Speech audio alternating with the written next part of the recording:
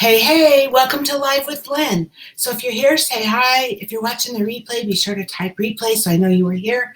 I'm Lynn Huber, and I appreciate you being here today. So today I'm going to talk about self-sabotaging thoughts that hinder happiness. So most people go through times when they have trouble getting their thoughts to align with their intentions. And when that happens, it can hinder your happiness. It can get in the way of your happiness because these types of thoughts are focusing on what's wrong, or what's missing, or the negativity of the situation instead of the positive. So just some of these thoughts, I'm just going to bring them up. So first one, I don't like people. I don't like people. So many people, especially introverts, tend to focus their decisions on how many people will be around. So they make their decisions that are not good for them because they're not comfortable with being who they are. So, hi, Pamela. Good morning. So like, for instance, an introvert might not want to do an event because there's so many people there, right? But to turn that thought around to doing events, instead of worrying about that, focus on how you can give yourself extra self-care during those anxious moments around people. It's okay to be who you are, but don't let it hold you back from doing the things that you want to do. Another one, I am too whatever, right? Anytime you start a thought with I am too anything, you get in trouble. So people often worry about things that no one else ever even thinks about. Well, and sometimes you might worry about things that other people do think about. So, for example, if you find yourself saying you're too fat or too dumb or too something to accomplish a goal that you want to accomplish, you need to turn that around to setting up real steps that's going to help you get to your goals. So if it is something that's really holding you back, the key is, rather than just always saying I'm too fat, I can say that, but instead of saying that, it's taking the steps to take care of that problem, right? Another one, I'll do that when I blank. So you've probably said something like that before to yourself, right? I'll do it when I go back to school, or I'll do it when I clean the house, or I'll do that when I lose weight. I mean, you know the drill, right? Unless you need to do the thing in the blank, don't allow that to get in your way. So if you do need to do it, again, make a step-by-step plan to get it done. I can't do blank. So you may have heard your child or yourself or someone else say, I can't do math, or I can't cook. Well, you might not be able to, but the truth is no one can do any of that without learning how to do it. It's not like you pop out of the womb knowing that how to cook and read and write and do math and walk. And I mean, nobody does, right? You just don't pop out of the womb knowing it all. And anyone can learn whatever they want to learn if they just put the time and effort into it. Absolutely.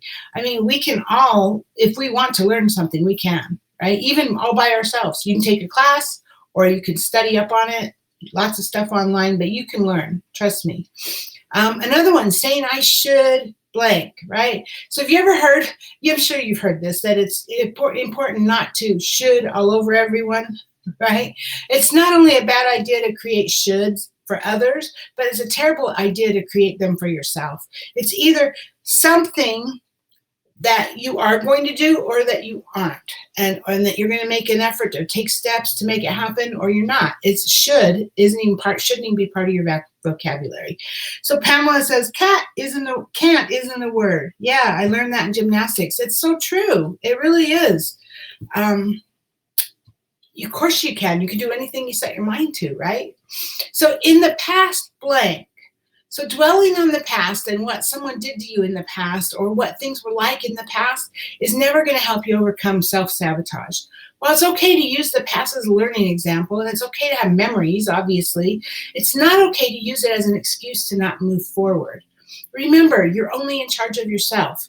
And I've done that kind of my whole life. I have a little saying that I say to myself, that you can blame your parents for who you are today, but you can't blame them for who you are tomorrow, because you're an adult, and everything that happened in your childhood or in the past has no bearing on now, other than maybe it made you stronger, it taught you something, whatever. But what you do with it now is up to you, right? And then by the same token, another one just like that is in the future blank. So just like you don't want to focus on the past, you also don't want to be overly focused on later. Today, honestly, is all we have for sure. Seriously, today. So focus on today. and tomorrow's going to take care of itself, especially right now. I mean, who knows what's going to be happening with this damn coronavirus and everything that's going on right now. Focus on today, because you know you have today, right? Another one is, if I was more like them. So never compare yourself to someone else in a negative way. It's okay to look at what someone has accomplished and want to do that and learn how to do that too and follow their footsteps. But don't ever wish yourself away as you're the only one that can be you. You can't be them. You can only be you. And so that's really powerful. Don't ever wish yourself away and want to be somebody else, because they have problems too. You just don't know it, right? So, ouch. Do you find yourself thinking any of these thoughts? I mean, we all do, right? They all come through our heads at one point or another. And I believe it's really important to try to pay attention to what you're saying, either out loud or even in your head, because thoughts are things, and we don't want to speak those things over our lives, because when we do, then we bring more of that in, right? So recognizing that you're saying those things are probably the first part of fixing them, and then you can do something about it. So whenever you find yourself focused on a negative aspect of any situation, try to turn your mind around and focus on the positives. Pamela says, amen, about what happened in the past, you really sabotage yourself. Yeah, it's true. It's seriously true. So yeah, so whenever you're focusing, whenever your mind is going on the negative part, turn it around, pivot, and look for the positives. But keep in mind, sometimes in life you're going to experience a sad or a negative time. I mean, stuff happens, right? That's normal. And it's really not about the ups and downs of life. Those are natural and they're part of life. There's not anything you can do about the ups and downs, but it's about your mindset, and it's about how you comport yourself the rest of the time that truly leads to more happiness.